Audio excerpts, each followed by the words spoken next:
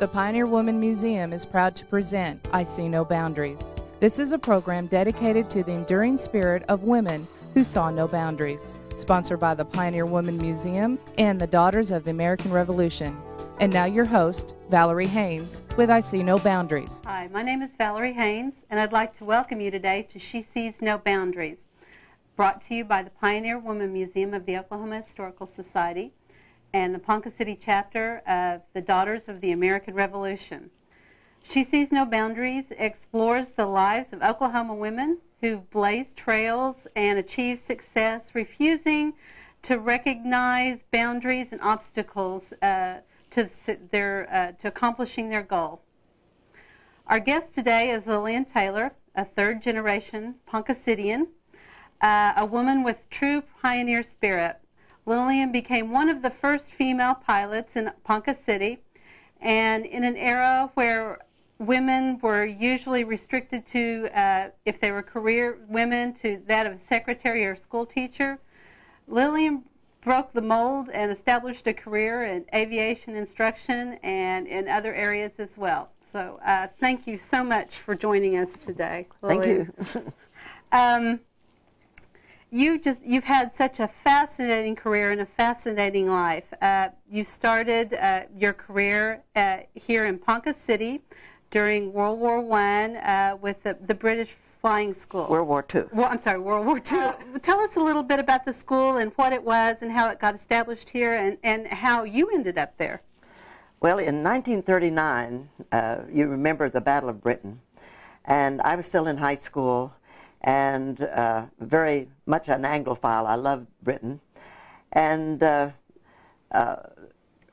everybody, when they got out of high school, wanted to work for Conoco.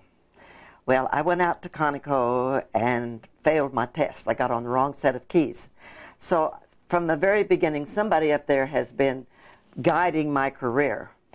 2 weeks later, an ad appeared in the Ponca City News that the British Flying Training School was coming to Ponca City, and they were looking for all kinds of civilian help.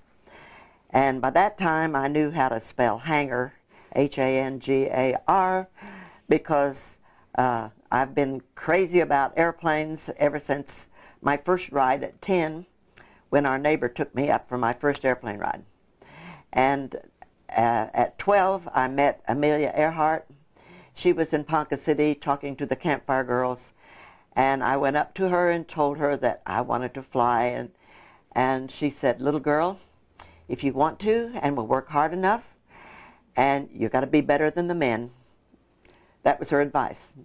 So I thought, I'm going to do it. So by working at the British Flying Training School as a secretary to the chief pilot, I had an opportunity then to take flying lessons because I was living at home and paying no rent, and flying lessons at that time in 1941 was $8 an hour.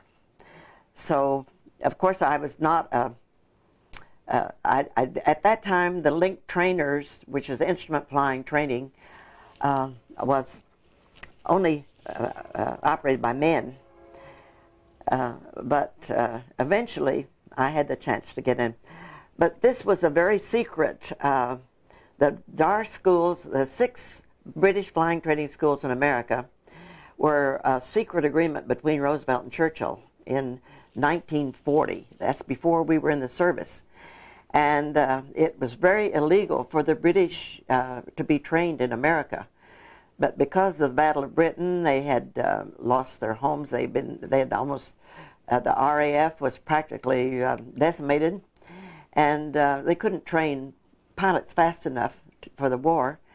So they agreed to set up these British schools in America, and Oklahoma got 2 of them because of our weather and airport, Conoco, the gasoline, and everything. So it was quite a wonderful deal to be able to meet these British people, civilian instructors, but under RAF syllabus. We had a few RAF people here, but the first group that came, the first 50, the barracks weren't completed yet, so they had to be at the Ponca Military Academy. And so they stayed out there for about 3 months until the barracks were finished. But this field out here, Ponca City, was an ideal location for that school. The FBI came in, and they were very young at that time too, but they talked to just the school, the church, the neighbors. Everybody was related to everybody else. They didn't turn up one single spy or anything at that time. Well, that leads us to an interesting point, because not only were you a link trainer and teaching instrument flying to these British pilots, but you also did some other things at the same time, didn't you? Well, yes. President Roosevelt and Churchill had a secret committee because they didn't want, even later President Truman didn't know about this. It was actually the beginning of the OSS, which later became kind of the CIA, but they did need someone on site to kind of watch for any irregularities or any outside influence. Even though we were not in the war yet, they handpicked several people to keep their eyes and ears open and see if there's anything out of, because we, like I say, we were all related, or we knew everybody else, and it was perfect. So at 20, I became a secret agent. Secret Service agent. Fascinating. We're talking today with Lillian Taylor, and we'll be back right after this. The Pioneer Woman Museum is dedicated to Oklahoma's pioneering women, those women who saw no boundaries to what they could accomplish. See the story of aviation pioneer Jerry Cobb, the inaugural gowns of the First Ladies of Oklahoma, saddles, spinning wheels, stoves, organs, quilts, and many other unique items. Exceptional stories are told at the Pioneer Woman Museum, Tuesday through Saturday, 9 to 5, and Sunday, 1 to 5. Pioneer Woman Museum is located at US 77 and Lake Road. Come visit the Pioneer Woman Museum today. Hi, I'm Valerie Haynes, and we're here today with She Sees No Boundaries. Our guest today is Lillian Taylor. We've been talking about Lillian's career with the British Flying School here in Ponca City during World War II. Lillian, not only were you a link instructor for the flying school, but after World War II was over, you've been instrumental in establishing a local and a national organization for this and organizing reunions. Tell us a little bit about some of your trips to the UK and how this all came about. Well, it's always was my dream to go to England after the war ended. But in 1965, my mother took my sister and I to England, and there I met some of my former students, and they had a sort of impromptu reunion of only about 10 at Kenilworth. And we decided that was just wonderful to be able to, see, to meet again after the war. So that was 65, and in 76, I had an opportunity to go over again, and that year, it was that very hot year in England, and Senator Bellman had worked out a deal for me to meet with the air attaché in England at the British Embassy. And it was a hot year, and Harold and I went in, and we had on summer clothes like this, and he had on short sleeves. And General McInerney, who was in the Colonel McInerney, in charge of the air attaché, didn't really want us to plan a reunion at Runnymede, which is sacred ground. And he told us that, well, you can't take pictures there or anything. But the phone rang, and he was very startled when someone said, "Is Lillian Taylor there?" And he said yes, and he handed the phone over to me, and then he asked Harold, "Who's that?" Harold said, "I don't know." Well, it turned out to be the War Graves Commissioner. He knew that I was coming over and that I had worked with the British before, and we were having a reunion of people that had trained in Ponca City.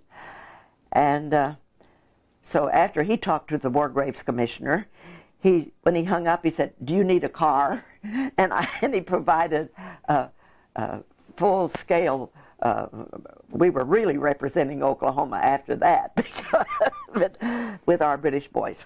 But that was the second little impromptu reunion. And then in '84, there were not very many of us left here in Ponca City. Harold Cogman still lives here. He was in the first course of the British boys and he was still here, and a few others, and Jack Barrington, who had married Dee Dutton, who was really in the OSS. She and Juliet McNeese were in London, and but they were not married, so they got to go to England. I was married, and I could not go, so I had to do my work down in Texas. But when I was working for Braniff, undercover, also with number 1 BFDS out of Terrell, Texas. But anyway, we had this wonderful, wonderful reunion at Runnymede. And later on, General McInerney became my mentor. And in 1990, he later became over all of the European. He was chief. He was the general in charge of everything. But when I went to Washington in 1988, he apologized for his treatment. That he didn't realize who Lillian Taylor from Ponca City, Oklahoma was. And so he helped me, and then his brother helped me so much with the Air Museum in Britain when I met the Queen in 1997. We had a museum there. So I have given a lot of things to the museums from our reunion. But they made me the president of the RAF Association because we had reunions here, and I helped organize it and get the former pilots and instructors and mechanics and everybody that worked at NAR in 1984. They came back to Ponca. So they made me president. We're talking today with Lillian Taylor. We'll be back right after this. The Pioneer Woman Museum is dedicated to Oklahoma's pioneering women, those women who saw no boundaries to what they could accomplish. See the story of aviation pioneer Jerry Cobb, the inaugural gowns of the First Ladies of Oklahoma, saddles, spinning wheels, stoves, organs, quilts, and many other unique items. Exceptional stories are told at the Pioneer Woman Museum, Tuesday through Saturday, 9 to 5, and Sunday, 1 to 5. Pioneer Woman Museum is located at US 77 and Lake Road. Come visit the Pioneer Woman Museum today. This is Valerie Haynes. Welcome back to She Sees No Boundaries. We're talking to Lillian Taylor today. Lillian, not only did you break boundaries here in Ponca City and becoming one of the first women pilots in this area, and you've met the Queen of England, but you've blazed trails in other areas too. Now, I understand that a few years ago that you faced one of the biggest battles of your life in getting Social Security benefits and forcing the federal government to recognize your service in the OSS during the war years. Why don't you tell us a little bit about that? Well, retirement for most people is very traumatic. It's one of the most traumatic things that can happen to you. And at 62, I was not ready to retire. I went back to work with the Federal Aviation Agency in order to put 3 children through college, because that was my American dream. And my husband at that time was going to be a farmer, and his father had died. And there were family farms that had been in the family since statehood, and he wanted to quit selling insurance and going into farming. And I said, I don't like chickens, and I'm not going to move. We've got our house here. It's paid for. It's only a mile from the airport. I'm going to get a job with the FAA. And I did, thanks to some friends. You've always got to give your friends credit because they will stand up for you. But when I went to work for the FAA, I did not yet get to use any credit for the years that I worked secretly because we were not paid out of the ordinary funds. In fact, President Truman blew the whistle on everything after the war when he saw these huge sums going out, and no one had told him what it was. It was Roosevelt and Churchill's secret, and they didn't even let him in on it. They didn't trust anybody in those days. So when I retired, when they said, you're going to retire now because we have computers, and this service to the public is going out the window. I mean, we're doing it faster, we're doing it better and everything, and that was probably, I thought, that is ridiculous. But I was in some trouble because I didn't want to join a union. They were going to join a union. And I could not, because when I gave my word back in 1942 that I would never join a union or a communist party and all that, I couldn't go back on my word. So they were really, they're going to get rid of this old gal. She's going out. So they more or less forced me out at 62, and because I did have some health problems. I had atrial fib, but I hadn't been out very much. But anyway, they said this is a good reason. But I could only draw one pension, government pension, from Social Security. I couldn't get my Social Security on my husband. And I said, well, that's not right. And they said, well, that's the way it is. You only have 19 years and 7 months of service. And so... They didn't recognize your... They did not recognize that, because when I went to work for the FAA, they said, this will never hurt you, by this secret stuff.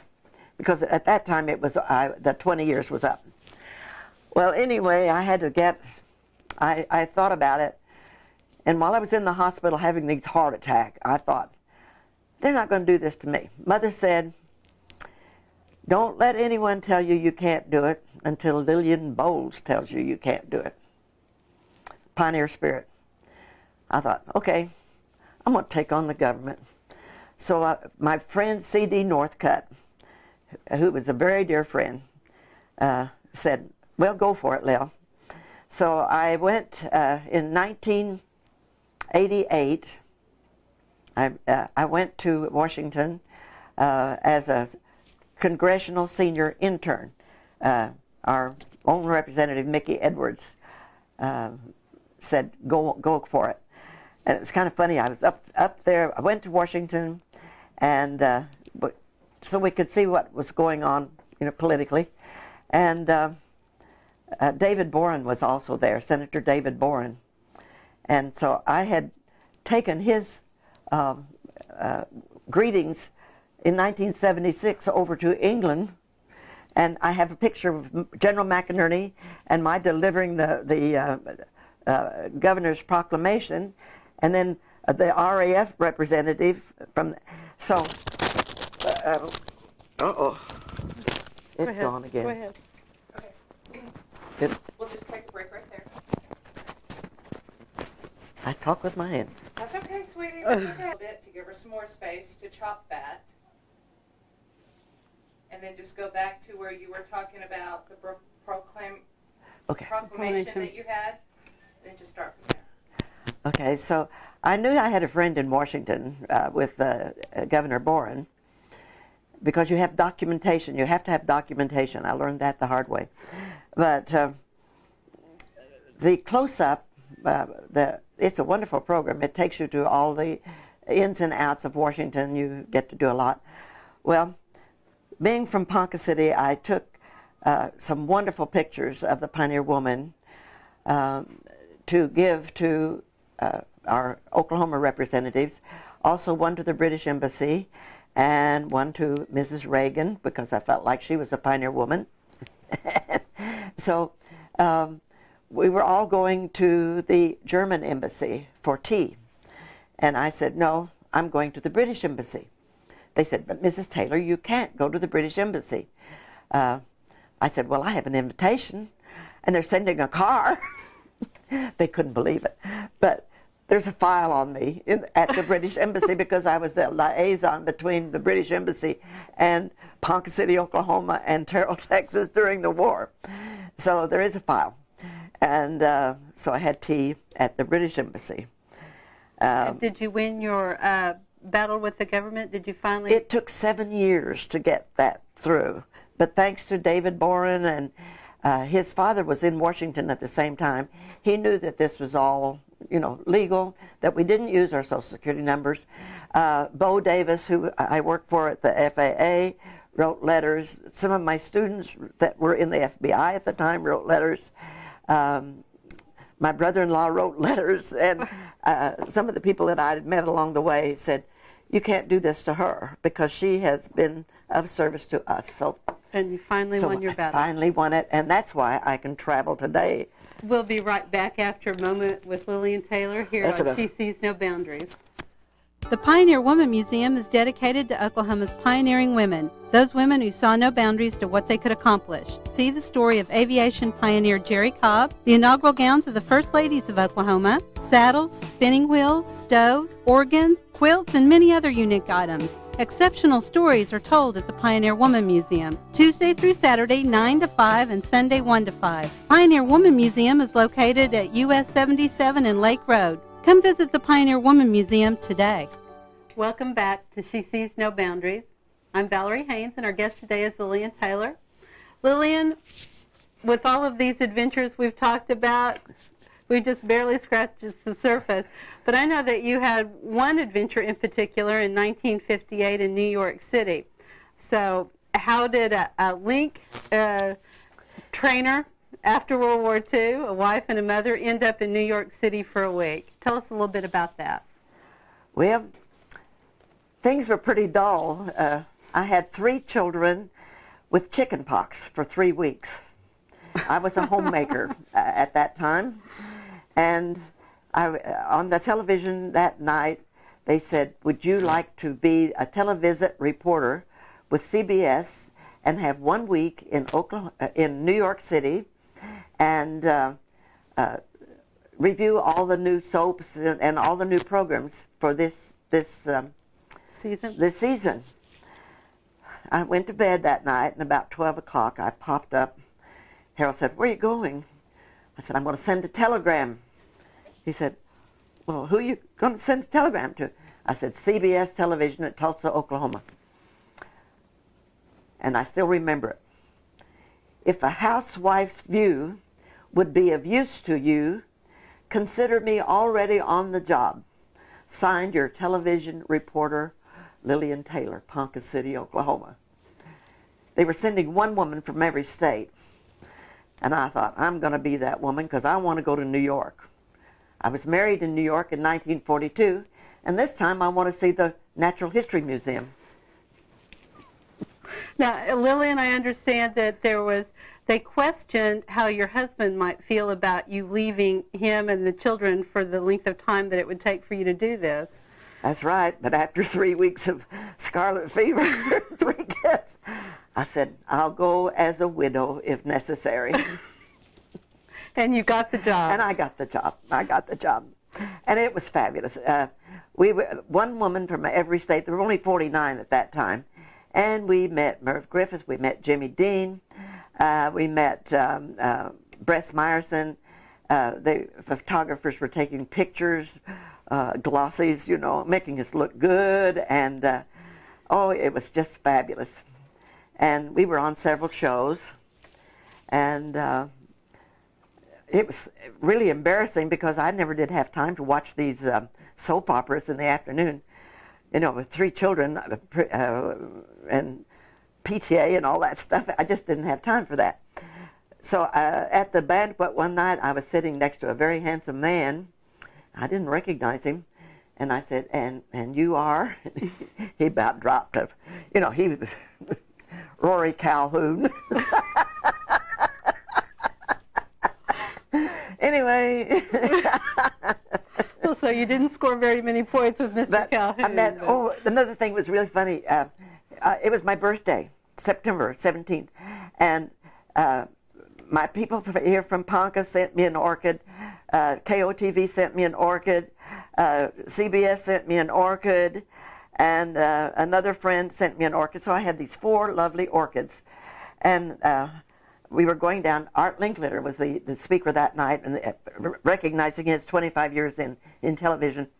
And so I thought, I can't leave these on the cooler. So I strung them across my bosom and got on the elevator, and two little ladies in the back were standing next to Franchot Tone, who I did recognize. And when I came in, they said, she must be somebody really important. And Franchot Tone gave me a wink. They didn't recognize him. That was my first contest. But from then on, barriers were bicycles, they were cameras, they were trips to Mexico. My husband won a Jeep with the Kaiser cook-off, and that opened all the windows. And my retirement then later was just wonderful when I did retire. Well, you've had such an exciting career and an exciting life, and you have such wonderful stories to tell, but what kind of advice do you think you give young women of today just starting out on their careers? There's a saying that I've always thought, someone gave a book review one time, and it said, try giving yourself away.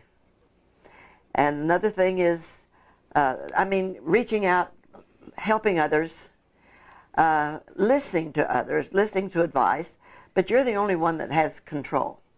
So you decide whether you can do it or you can't do it, but give it a good shot. And they say that there's no limit to what can be achieved if you give someone else the credit. And I think that's very important, that you have to give the people that are trying to help you or that are credit. You've got to have faith that you can do it. Lillian, thank you so much for joining us today. It's been so enjoyable. Thank you for joining us on She Sees No Boundaries.